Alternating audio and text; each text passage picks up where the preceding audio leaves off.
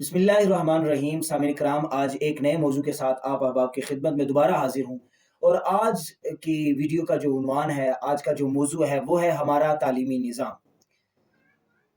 احادیث کی رو سے علم دو اجزاء کا مرکب ہے، یا یوں کہیے دو طرح کے علم سے علم مکمل ہوتا ہے۔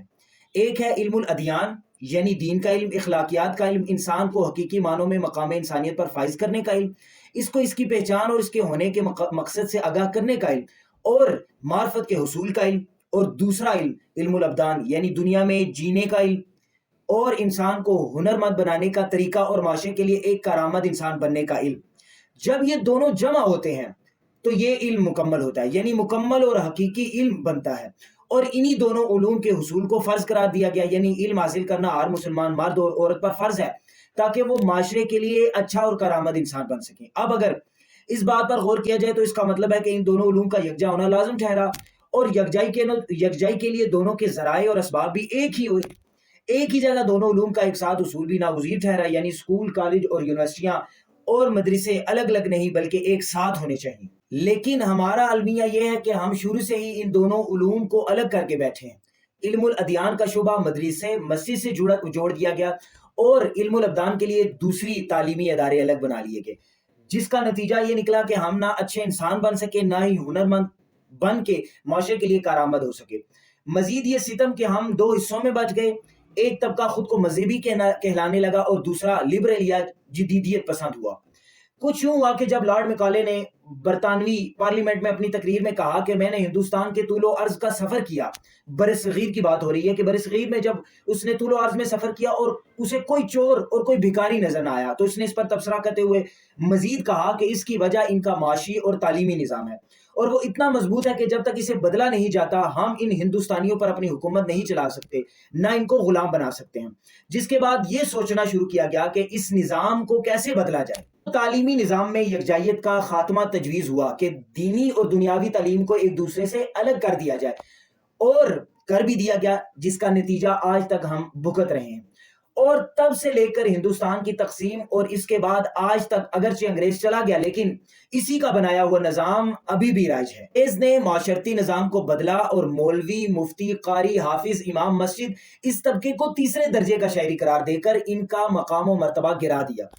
اور پھر ستم ظریفی یہ ہے کہ آج تک ہم اسی ذہنی مغلوبیت کا شکار ہیں۔ دین کے علم سے دوری کے لیے مذہبی طبقات کو غیر ضروری معاملات میں الجھا دیا گیا، تاکہ وہ حقیقی معنوں انسانوں کی تربیت کرنے کی طرف دھیان نہ دے سکیں، اور دوسری طرف دنیاوی علوم کے لیے بھی ایسا ہی نظام وضع کر دیا گیا کہ جس میں آج نمبرز اور گریڈز اہم رہ گئے ہیں۔ لہٰذا ہم دینی تعلیم کی روح کے ساتھ ساتھ دنیاوی طور پر بھی کمزور تر ہوتے چلے گئے، اور ڈگریاں لینے کے لیے ساری محنت ضائع کر رہے ہیں، اور جو بڑا نقصان ہوا وہ ہے تربیت کا فقدان۔ آج ہم دیکھتے ہیں کہ ہم اپنی کمزوریوں اور ناکامیوں کے لیے ایک دوسرے کو مورد الزام ٹھہراتے ہیں۔ ظاہر ہے اس میں سب سے زیادہ جو چیز رہ جانی تھی وہ یہی تربیت ہی تھی،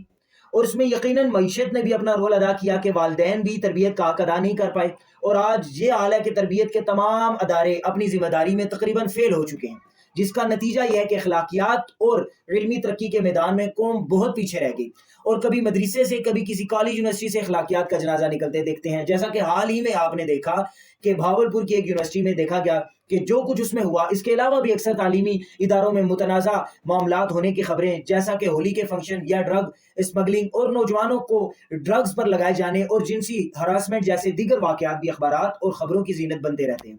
اور بدقسمتی سے ایسے ہی بد اخلاقی والی حرکتیں جیسا کہ جنسی زیادتی اور ہراسمنٹ کبھی کبھی کسی مدرسے سے بھی برآمد ہوتی ہیں۔ تو یہ سب آخر کیوں ہو رہا ہے؟ اس لیے کہ ہم نے ایک تو ان دونوں اداروں کو یکجائیت سے محروم کیا، دوسرا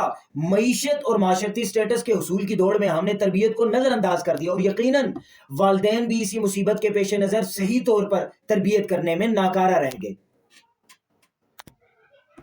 اچھا، اب ایک اور چیز دیکھیں، اب اصول یہ ہے کہ جہاں گیپ ہوتا ہے وہاں ویکیوم ہوتا ہے، وہاں کوئی نہ کوئی چیز اس کو فل کرتی ہے۔ تو ادھر تربیت کا فقدان ہوا، ادھر ساتھ ہی ساتھ ذہن سازی کے لیے میڈیا نے اپنا کردار منفی انداز میں ادا کر کے فحاشی، اریانی اور پیسے کی دوڑ میں سوشل سٹیٹس کے حصول کی دوڑ کو ہی تربیت کا موضوع بنا کر بار بار دکھانا شروع کر دیا، اور یوں جنہوں نے قوموں کا مستقبل لکھنا تھا ان نوجوانوں کو منفی تربیت سے باقاعدہ ایک منصوبے کے تحت بہرا روی کی راہ پر گامزن کر دیا، اور یہ سلسلہ بدستور چل رہا ہے، جس کا تدارک آج بھی یہی ہے کہ دینی اور دنیاوی تعلیم کو یکجا کیا جائے، ایک جگہ جمع کیا جائے، اور تعلیم کے ساتھ تربیت کے لیے بھی ضروری پالیسی سازی کی جائے، استاد، مفتی، قاری، حافظ، عالم کا وقار بلند کیا جائے، انہیں معاشی